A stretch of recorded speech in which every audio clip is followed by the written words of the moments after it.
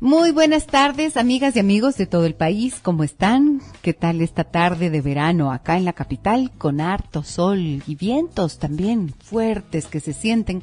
Que ya estamos en esta época en la que los padres enfrentan algunas dificultades porque los chicos tienen que ir a actividades que les entretengan durante las vacaciones. A unos, a otros les toca seguir estudiando hasta que tengan que ver sus exámenes aprobados para pasar al siguiente año. Y así cambia y se modifica la dinámica que día a día viven las familias. Hoy tendremos consultorio familiar. Tengo el caso de una mamá que me dice que pierde la paciencia con mucha frecuencia con su hija pequeña y termina golpeándola, y que cuando la golpea, luego experimenta una gran dosis de culpa. Así que vamos a hablar un poco de este tema y también tengo otra consulta relacionada con cuestiones de pareja. Tenemos hoy consultorio familiar, como les decía, amigas y amigos. Siempre agradezco por su confianza a aquellas personas que se toman ese tiempito para escribir su caso y compartir conmigo lo que les está preocupando o aquello que sienten que no tienen muy claro cómo resolver. Y se trata de una mamá que me dice: Gisela, muchas gracias por su programa, que nos ayuda y nos educa. Tengo una hija de 2 años y me enojo con mucha facilidad cuando ella hace alguna travesura. He llegado a pegarle en varias ocasiones y después de lo ocurrido me llega un tremendo cargo de conciencia. ¿Cómo hago para salir de esto? Porque ya se ha convertido en una especie de círculo vicioso. Ella hace una travesura, yo me enojo, le pego y me vuelvo a sentir muy mal. Gracias por lo que me pueda decir, me va a ayudar siempre. Muchas gracias también a usted. Lina es la persona que nos escribe, sí que, bueno, tenemos que pensar que esta es una de las situaciones bien frecuentes, ¿no es cierto? Tanta ilusión que uno tiene a la hora de tener un hijo. El embarazo es una etapa en la que, dependiendo de las circunstancias, si son más o menos adecuadas para el desarrollo de esta etapa de la vida de una mujer, pues se crea un vínculo, ¿no es cierto? Se crea una relación con ese bebé. Ahora mismo estoy pensando en Alba, que es mi asistente, y ella está a punto de dar a luz, y durante este tiempo la veo cómo camina ya con un poquito más de dificultad, pero como permanentemente también está acariciando su vientre y se ve cómo habla con su niña. Además ya tiene un nombre, ahora se les pone nombre a los bebés desde el embarazo y se genera este vínculo, esta relación, ¿no es cierto? Y claro, cuando llega el momento del alumbramiento, creo que es uno de los momentos más especiales en la vida de una mujer, también del padre, pero la relación que establece esta mamá con su hijo es tan poderosa, es tan grande, porque por supuesto lo alberga en su vientre, está dentro de su cuerpo, se alimenta de su sangre, también se nutre de su pensamiento y de su energía y de todo ese mundo emocional que está en esta mujer, ¿verdad? Entonces, la relación es más profunda. Y por eso es tan importante cuando los hombres, los padres de estos niños que van a venir, se involucran desde esta etapa de la gestación, porque entonces van haciendo parte no solo de lo que será más tarde cuando ya tengan al niño en brazos, sino el contacto que establecen, las conversaciones que pueden tener con la pancita de la mamá, hablándole, dirigiéndose a ese niño, también generan el vínculo. Pero hay que comprender que es diferente el que se genera entre el hombre y la mujer. Entonces, ¿por qué digo todo esto? Porque de esta ilusión enorme que significa el embarazo, tener un bebé, alumbrarlo, verlo por primera vez, creo que es una experiencia fascinante, amamantarlo, sentir esa conexión emocional, espiritual, física, de ese pequeño cuerpo que estuvo dentro de una, y luego saber que es ese ser, ese hijo que uno tiene en las manos y una responsabilidad grande, ¿no? Bueno, todo esto surge una especie de enamoramiento en la mamá. Hay una hormona que se libera en el parto, que es la oxitocina, y esta es la hormona conocida como la del apego. Allí, ¿para qué existe? Para que la mujer sienta esta vinculación también con el hijo y en esa experiencia lo cuida, lo protege y así se preserva la especie, ¿no es cierto? Entonces es como bien lógico. Pero claro, el bebé que está allí acostadito, mirándonos, haciendo una mueca que nosotros les llamamos sonrisa, y aunque todavía no alcanza a ver y a entender lo que ve, nosotros decimos, me miró, vio así, asado, cocinado, distinguió esto o lo otro. Estamos pendientes de cada instante, de cada segundo. Cuando ya llega el primer año y con los primeros pasos, el bebé se desapega de la mamá y empieza a caminar por allí, ¿no es cierto? Y empieza a tocar cosas. Entonces empezamos con los primeros no. No hagas esto, no hagas así, no hagas asado, no hagas cocinado, no toque por aquí, no toque por allá, no toque por acá. Y claro, a medida que avanza, va pasando el tiempo, entonces ya empezamos a fijarnos en el comportamiento del bebé, que va a tener, por supuesto, conductas que en algún momento pueden resultarnos irritantes, molestas, y que no entendemos quizás, y que quisiéramos que el niño sea obediente, que haga lo que yo quiero, que haga lo que necesito, que se porte bien, que sea tranquilito. No hay forma de pedirle tranquilito que sea tranquilito a un niño, que no se mueva, que no coja, que no toque. ¿Por qué? Porque está experimentando, y la forma de hacerlo es tocando objetos, llevándoselos a la boca, lanzándolos al suelo para entender qué pasa cuando uno lanza algo y quiere que se lo devuelvan. O sea, hay un montón de cosas que tienen que ver con el desarrollo cognitivo del niño y con la forma en la que se aproxima al mundo y lo descubre, que tenemos que tener claridad como madres y como padres para saber que esto es lo natural y por lo tanto no debemos contrariar. Pero de esto, de respetar lo que es el desarrollo natural, la evolución que tiene el niño, a ponernos, a aceptar, mejor dicho, un comportamiento inadecuado, hay una diferencia. Entonces, cuando nuestros hijos están en la primera infancia, especialmente en los 3 primeros años de vida, es bien habitual que se porten de una manera distinta a la que los adultos tenemos metido en la cabeza que tendría que ser. Esto que dije antes, tiene que portarse bien. Tenemos que saber que todavía en esta etapa tienen que ir aprendiendo y asumiendo ciertas reglas de comportamiento, ciertas normas sociales, como no golpear, ¿no es cierto? No escupir, no empujar, no patear. Y tienen que portarse de cierta manera. Pues, ¿para qué? Para conservar y mantener una relación adecuada con las personas. Es parte del relacionamiento. Sean niños o adultos, los niños tienen que ir poco a poco aprendiendo cómo relacionarse. Pero, como están aún en proceso de identificar cómo actuar y también expresan sus emociones de la única forma que saben hacerlo, ¿cómo? Llorando, a veces, gritando. Los niños hacen berrinches, los niños se enojan, se tiran al piso y entonces vamos a tener una situación que no es lo que quisiéramos que sea. Como no tienen todavía la posibilidad de hablar, no tienen el lenguaje para expresar lo que sienten, lo hacen de esta manera. Y ahí es que no logramos identificar si lo que le está pasando es que en serio está enojado y tiene frustración, y lo calificamos de malcriado. Es que es una malcriada, es que es un malcriado. Me decía el otro día una señora, ¿sabe qué? Dice,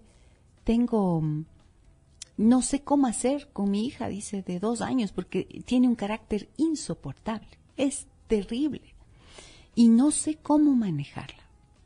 2 años, carácter terrible, y no sé cómo manejarla. Acá, en cambio, Lina lo que me está diciendo es que ella tampoco sabe cómo manejarlo, ¿no es cierto? Y la única forma que encuentra de manejar la situación es golpeando a la niña. Entonces, yo quisiera hacerles un llamado a las mamás. De alguna manera veo esto con frecuencia. Estas madres jóvenes que, si bien están emocionadas y aman a sus bebés, no es que no lo hagan, pero se sienten sobrepasadas por la reacción emocional del niño. Y tienen que saber que los niños actúan de esta forma impulsiva y reaccionan emocionalmente de esta manera. Y que es nuestra tarea como adultos no perder la paciencia, no perder los estribos y no pensar que ellos nos están manejando. Porque para algo somos adultas, por algo les tuvimos en el vientre, por algo los parimos, por algo hemos tenido mínimamente 20 años más de vida, tendremos, ¿no? A veces más que ellos. Entonces, es nuestra tarea, es nuestra responsabilidad, y como mujeres y como madres estamos perfectamente capacitadas para hacer algo así. Entonces, no hay que asustarse tanto. No hay que ver al niño como el pequeño monstruo, a la niña como la insoportable. No ponerles estos calificativos, porque cuando les empezamos a ver como el cuco a estos pequeños hijos nuestros, entonces nos vamos a asustar. Pues siempre hemos tenido miedo del cuco, entonces si el cuco es del hijo, ya me dirán. Pues los niños son esencialmente buenos, maravillosos, son una dulzura. Son seres que confían, y confían básicamente en que nosotros sabemos cómo manejar las situaciones. También tenemos que transmitirles la capacidad de confiar en que esas emociones que están así en desbandada tienen otra forma de ser expresadas. Entonces, es bien importante que usted, Lina, y todas las mujeres jóvenes que escuchan este programa y que son madres y que pueden tener situaciones semejantes, ante situaciones difíciles, no se den el lujo de reaccionar con agresividad. ¿Por qué? Porque el primer mensaje que están enviando al niño, a la niña, es que los problemas hay que solucionarlos de forma agresiva. Allí ya estamos dando un primer mensaje de mala educación, vamos a ponerlo así. Estamos diciendo que la forma de resolverlo es con agresividad. Y justo lo que estamos tratando de evitar es eso, ¿no es cierto? Entonces, no demos mensajes contradictorios. No grites, pero yo grito. Y entonces, al decir no grito con el grito, ya estoy dando un mensaje contradictorio. Tendría que, a una niña de 2 años o de 3 años, hablarle con calma, con firmeza, pero con calma.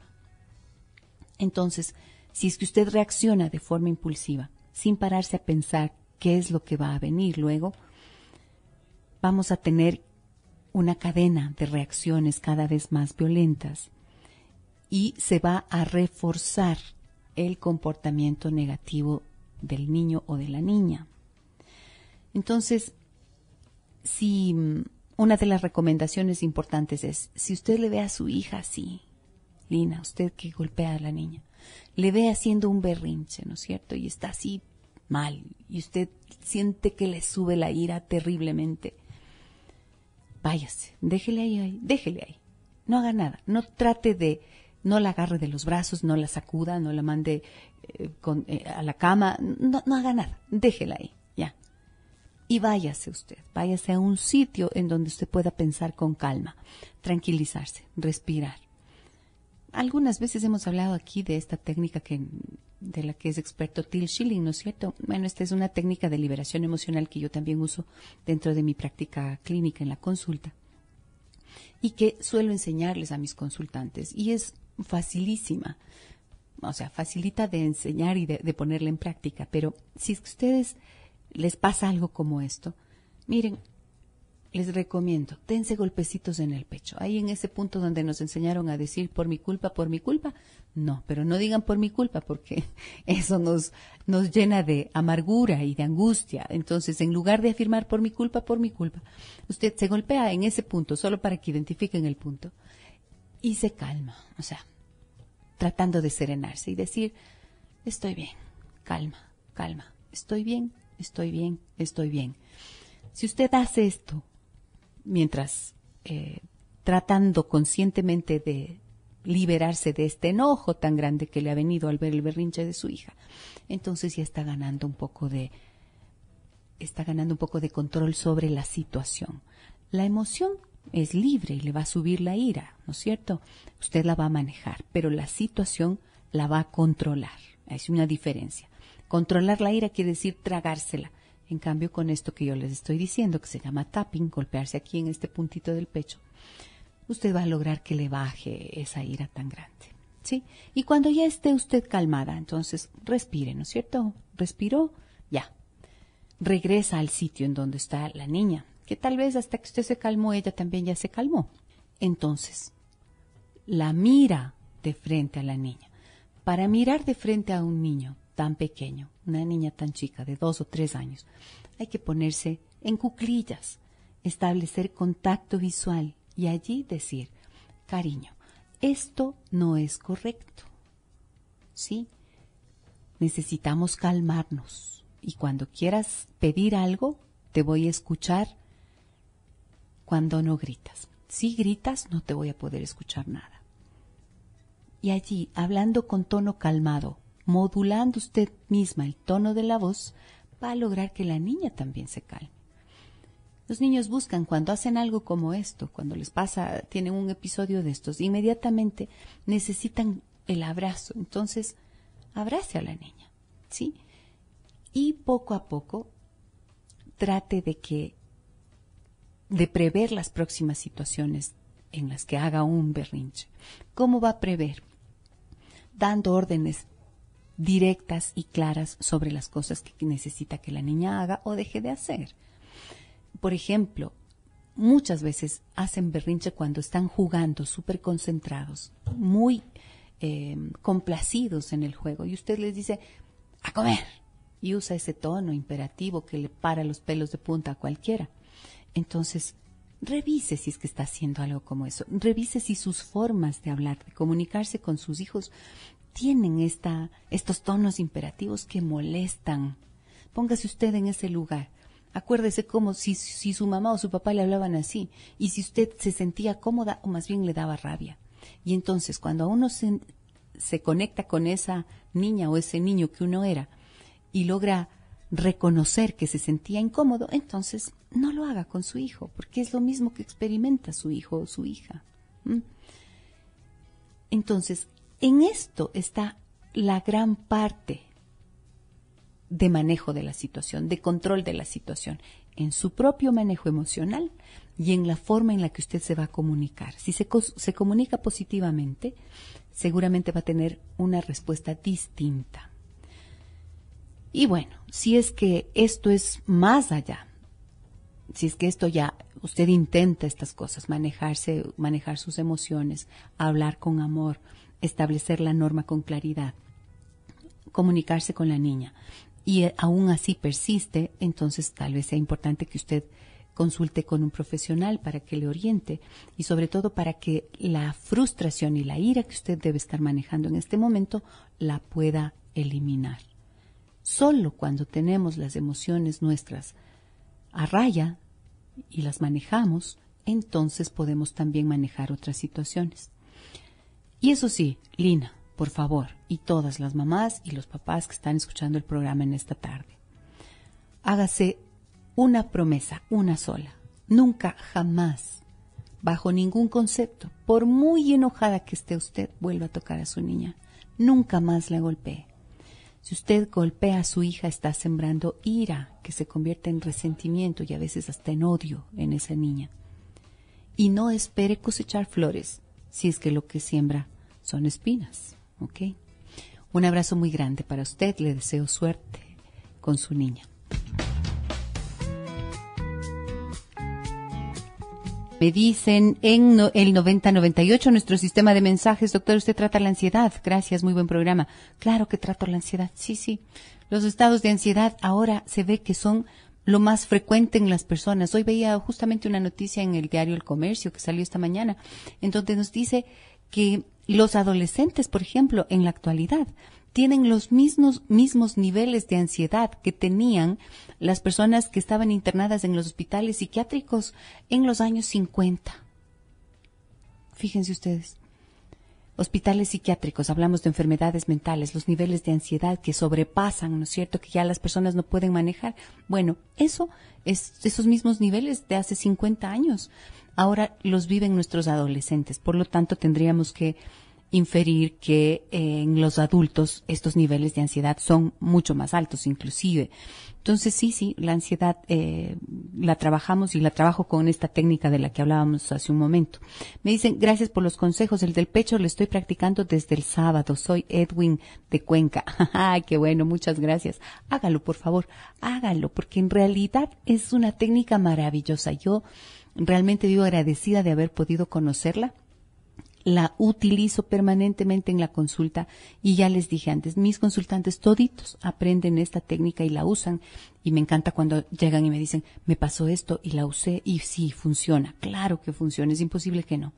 Me dicen acá, Ana, desde la ciudad de Loja, ¿cómo ayudo a mi hijo a combatir su fobia social? Fobia social. ¿Qué significa fobia social, Ana? ¿Tiene miedo a todo el niño, a toda la gente? ¿O tiene alguna dificultad de relacionamiento? Mucho cuidado con poner las etiquetas, ¿no es cierto? A veces dice, es que mi hijo es no sé qué, mi hijo es no sé cómo, mi hijo es no sé cuánto. Esto me preocupa muchísimo. Tengan cuidado con no patologizar, es decir, con no verlos a los niños como enfermos. O meterse al internet y entonces empezar a encontrar todo el vademecum por poco, pues las enfermedades y eso es del niño. No. Fobia social. ¿Tiene problemas de relacionamiento? Si es que es así, tenemos que saber que los problemas de relacionamiento obedecen a una autoestima precaria o que tiene dificultades. ¿Y cómo se aprende a tener miedo de relacionarse con los otros? Cuando no estoy seguro de mí mismo, cuando no estoy seguro de quién soy, cuando no estoy seguro de que soy una persona valiosa. Cuando, por ejemplo, los padres tienen formas de expresión que pueden ser descalificadoras o desvalorizantes de los niños. Allí los niños desconfían de sí mismos y entonces les cuesta más trabajo relacionarse. Entonces, una de las cosas que se pueden hacer para ayudar a un hijo en esta situación es dejar de hablar del problema para empezar y empezar a decirle darle mensajes positivos, hacerle saber lo valioso que es para nosotros, a reconocer cualidades en este niño, en esta niña, que puedan ser reconocidas auténticamente también por otras personas. Como, por ejemplo, eres muy solidario, he visto que te gusta ayudar a las personas, eso me da mucha alegría. Qué bueno que seas tan inteligente, o me encanta ver cómo lees, te gusta leer y eso es muy bueno porque uno aprende tantas cosas en la lectura. O eres muy buen deportista y tienes un estado físico increíble, qué buena energía que tienes, ¿no es cierto? No sé, características que son positivas. Y claro, si es que ya usted ve que esto es un problema, Ana, busque ayuda profesional porque no suele ser tan sencillo, ¿no? Pero hay que hacerlo pronto, antes de que el problema se agrave más. Me dicen también, buenas tardes, ayúdeme por favor, ¿cómo hago para volver a confiar en mi esposo? Él me fue infiel, aparentemente le perdoné, pero a veces no quiero ni que me hable, ni que me toque. Tengo muchas iras cuando recuerdo el pasado. Y con justa razón, pues, ¿no es cierto? Ayer nomás decía a alguien, a veces las personas que han sido infieles quieren con urgencia máxima que la persona que ha decidido perdonarles ya se olvide de todo, rapidito. No es tan sencillo. ¿Sabe qué le voy a pedir a usted que me escribe este mensaje aquí al 9098? Que ingrese a mi canal de YouTube en donde tengo los programas. Hay varios acerca de este tema, varios sobre qué hacer para perdonar la infidelidad, si es que se puede o no perdonar la infidelidad, qué hacer con los resentimientos también. Hay momentos en los que uno tiene que reconocer si es que es capaz o no de perdonar. Y si es que siente que efectivamente no va a poder perdonar, usted tiene derecho a cambiar de opinión, ¿no es cierto? Quiero decir, tiene derecho a comunicar eso a su pareja, aunque antes haya dicho sí te perdono. Pero hay que poder reconocer, decir, pucha, esto me está resultando más difícil de lo que yo me había imaginado y entonces creo que voy a necesitar ayuda y voy a necesitar ayuda contigo si es que me interesa todavía conservar la relación. Si es que tiene dudas acerca de la conservación misma de la relación, entonces va a ser importante que lo pueda trabajar, ojalá en un espacio apropiado para eso, con ayuda profesional también. ¿Qué más tengo por acá? A ver, que no se me quede esta consulta que me hacían. Fíjense, me dice, estimada Gisela, un abrazo. Soy una fiel oyente de su maravilloso programa que nos educa y nos orienta para saber hacer lo correcto. Me alegro mucho. Actualmente, me dice, estoy pasando algo muy doloroso. Tengo un hijo adolescente de 15 años. Él fue diagnosticado con TDA. Desde los 9 años está medicado con Ritalina. Esto significa que tiene déficit de atención. Este es lo que me está diciendo la señora. Toma Ritalina todos los días que va al colegio y sucede que mi hijo manifiesta una actitud inmadura, no hay coherencia en sus conversaciones, sus respuestas son repetitivas y me doy cuenta que sufre de bullying en el colegio, porque él me dice que sus compañeros se citan para salir y a él no le invitan.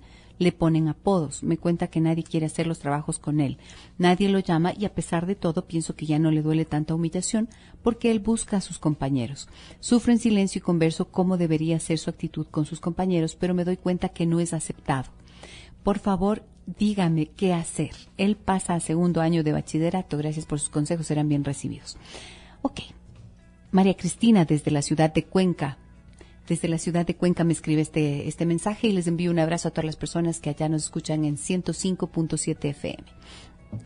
María Cristina, la situación de su hijo es delicada, es compleja, porque suele pasar muy frecuentemente cuando los chicos tienen algún problema como estos, algún problema que tenga que ver con su salud, con lo que se considera algo de debilidad, ¿no es cierto?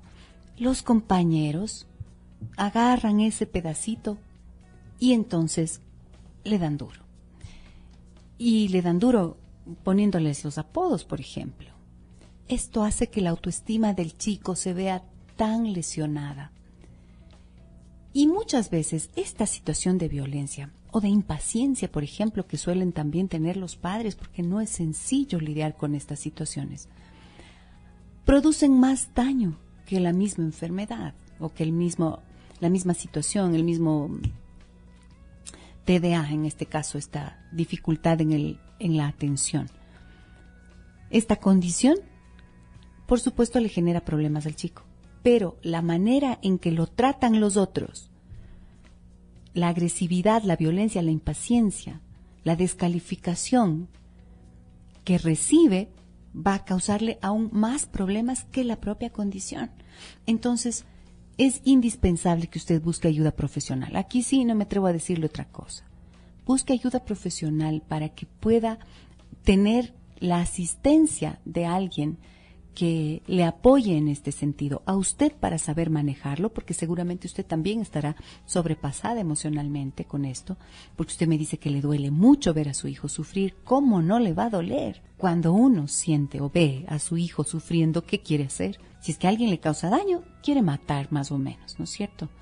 Y si es que no puede hacer eso, porque obviamente no lo puede hacer, llega una frustración y una desesperación. Entonces, por favor, no se quede sola y apóyese usted profesionalmente para que pueda manejarlo.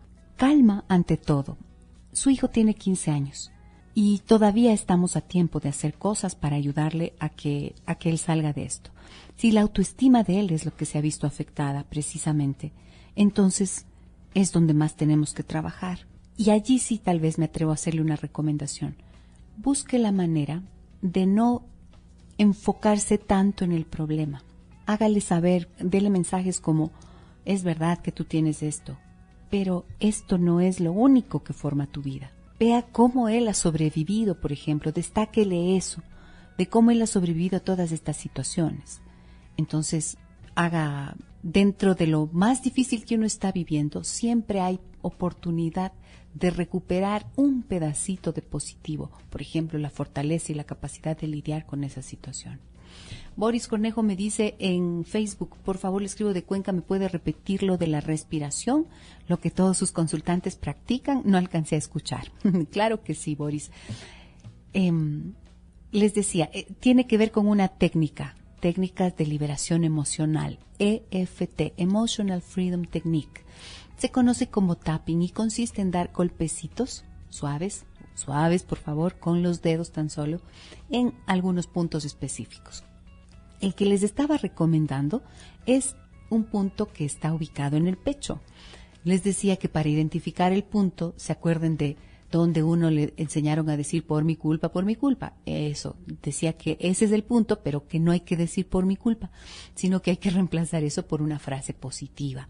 Y la frase positiva es, por ejemplo, estoy bien, estoy calmado. O me amo, me acepto y me respeto. Me amo, me acepto y me respeto. No decir pido calma, no pida, solamente afírmelo. Estoy calmada, estoy calmado, tengo tranquilidad. Haga esto, solamente aquí, ese puntito en el pecho. Si es que les cuesta identificar el punto, con la palma de la mano pueden golpear en todo el centro del pecho, desde los huesos de la clavícula hacia abajo, ahí en la mitad. Y entonces esto va a hacer que usted se calme, se tranquilice. Hagan la prueba. En situaciones de impaciencia, por ejemplo, en situaciones en que sienten que están así, que les sube la mostaza, que ya no puede controlar la ira. Ahí, venga acá, váyase a un lado, ¿no es cierto? Y hágase estos golpecitos. Acompáñelos, por supuesto, de respiración serena. No tiene que inspirar profundo, nada. Solamente respirar con calma y llenar la cabeza de mensajes positivos, o sea, de pensamientos positivos que le lleven a la serenidad. ¿Qué más? ¿Dónde está? Me preguntan acá. Los padres prefieren que sus hijos, al igual que sus hijas, sean independientes o solo sus hijos, porque antes la independencia de las hijas se conseguía cuando ellas se casaban, y de los hijos cuando empezaban a trabajar.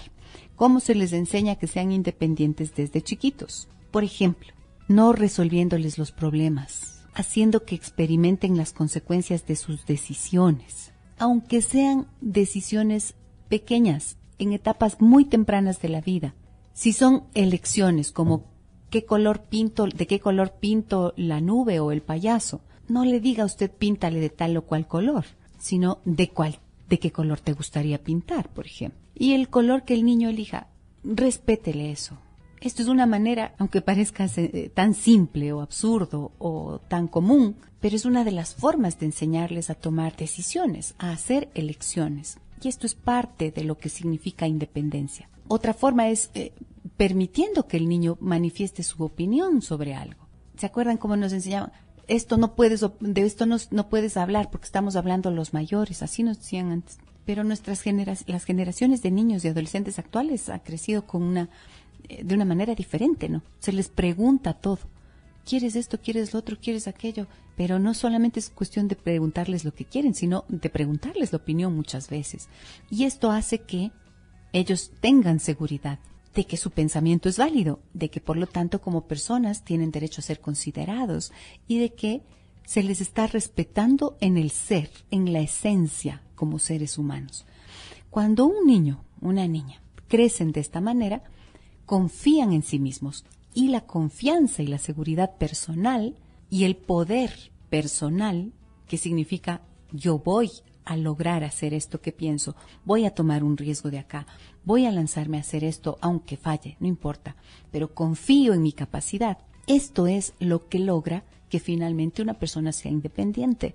La autonomía se logra cuando yo confío en que soy capaz de valerme por mí mismo, de que mis decisiones, cuando confío en que mis decisiones son acertadas, allí yo me puedo convertir en alguien independiente. Entonces, si es que son hombres o si son mujeres, pues va a depender mucho de las cuestiones de la cultura. Y claro, antes se cuidaba más a las mujeres, no sé, ahora está un poco raro, no me atrevería ahorita, porque además no me da el tiempo para reflexionar sobre esto, pero creo que es un punto interesante. Sin embargo, en general, como seres humanos, únicamente estamos abocados a ser seres independientes en el momento en que confiamos en quienes somos, en nuestras capacidades de supervivencia, de lucha y de autonomía. Y esa es la tarea de los padres. ¿Y cómo lo logramos? Dándoles oportunidades de elegir, creyendo en lo que ellos piensan y dándoles frases que motiven el surgimiento de esa autoestima y de esa seguridad personal. Hasta aquí llegué. Muchísimas gracias, amigas y amigos. Por favor, les invito a que ingresen a mi canal de YouTube, Giselle Echeverría Castro. Allí encuentran los programas, están ordenados por temáticas de parejas, de hijos y de desarrollo personal, y entonces seguro van a encontrar respuestas en esos programas sobre los temas que me están preguntando. Mil gracias. Mañana 15:05 los espero nuevamente aquí en Adancineva a través de la gran señal nacional de Sonorama. Que tengan una muy buena tarde. Un abrazo grande a todas y todos. Soy Giselle Echeverría. Hasta mañana.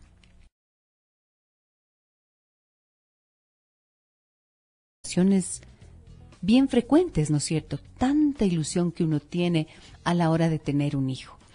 El embarazo es una etapa en la que, dependiendo de las circunstancias, si son más o menos adecuadas para el desarrollo de esta etapa de la vida de una mujer, pues se crea un vínculo, ¿no es cierto?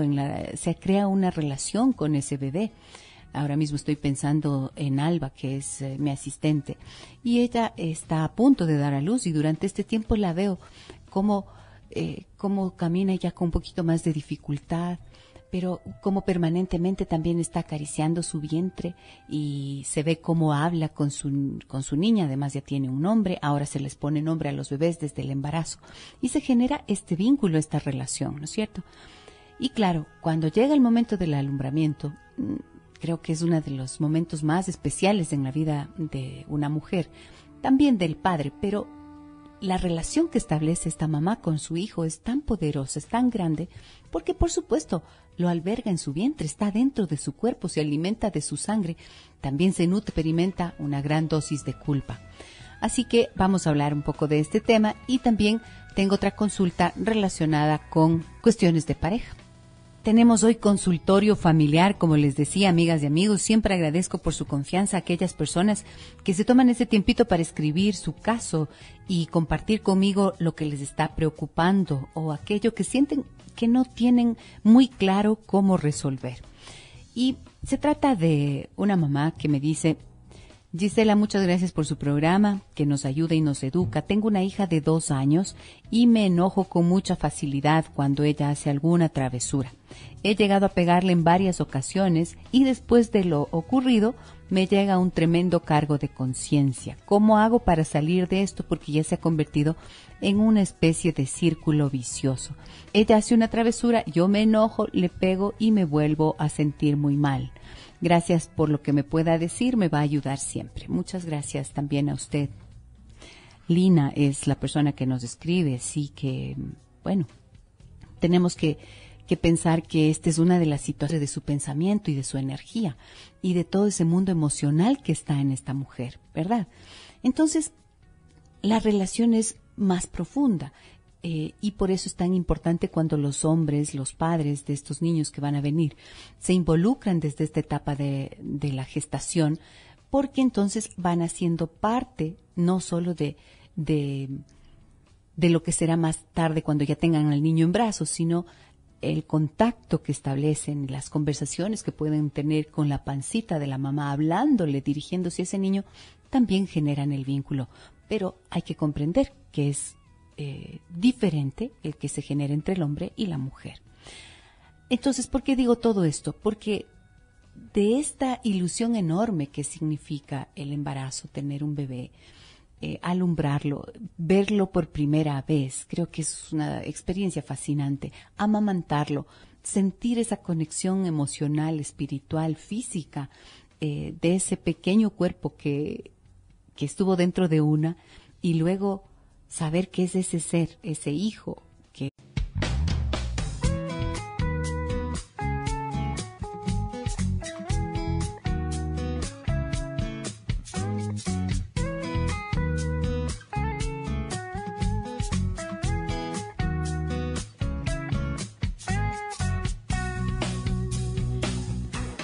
Muy buenas tardes, amigas y amigos de todo el país. ¿Cómo están? ¿Qué tal esta tarde de verano acá en la capital con harto sol y vientos también fuertes que se sienten? Que ya estamos en esta época en la que los padres enfrentan algunas dificultades porque los chicos tienen que ir a actividades que les entretengan durante las vacaciones. A unos, a otros les toca seguir estudiando hasta que tengan que ver sus exámenes aprobados para pasar al siguiente año. Y así cambia y se modifica la dinámica que día a día viven las familias. Hoy tendremos consultorio familiar. Tengo el caso de una mamá que me dice que pierde la paciencia con mucha frecuencia con su hija pequeña y termina golpeándola, y que cuando la golpea, luego uno tiene en las manos y una responsabilidad grande, ¿no? Bueno, todo esto surge una especie de enamoramiento en la mamá. Hay una hormona que se libera en el parto, que es la oxitocina, y esta es la hormona conocida como la del apego. Allí, ¿para qué existe? Para que la mujer sienta esta vinculación también con el hijo y en esa experiencia lo cuida, lo protege y así se preserva la especie, ¿no es cierto? Entonces es como bien lógico.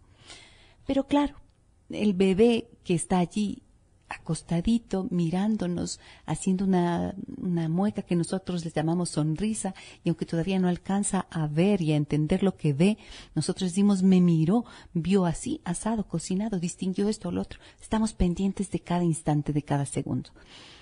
Cuando ya llega el primer año y con los primeros pasos, el bebé se desapega de la mamá y empieza a caminar por allí, ¿no es cierto? Y empieza a tocar cosas. Entonces empezamos con los primeros no. No hagas esto, no hagas así, no hagas asado.